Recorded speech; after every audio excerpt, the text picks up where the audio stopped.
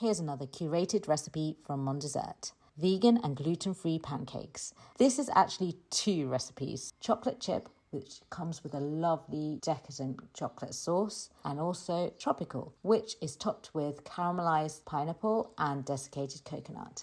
Let's get started. For the chocolate version, take your flour and your baking powder and stir in 2 sachets of the sugar and make up your coconut milk with 110 ml of lukewarm water.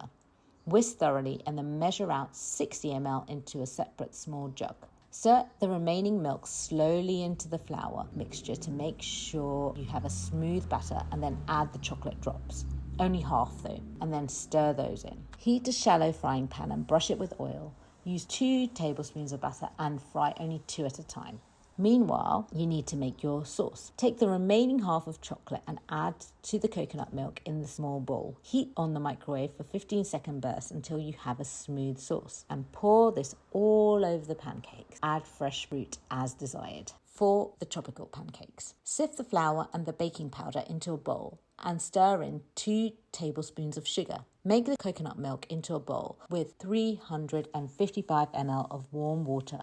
Whisk thoroughly and then measure out 300 ml into a separate jug and set aside. Stir the 55 ml of milk slowly into the flour mixture to make a smooth batter. Heat a shallow frying pan and brush it with oil. Use 2 tablespoons of batter to make each pancake, frying 2 at a time.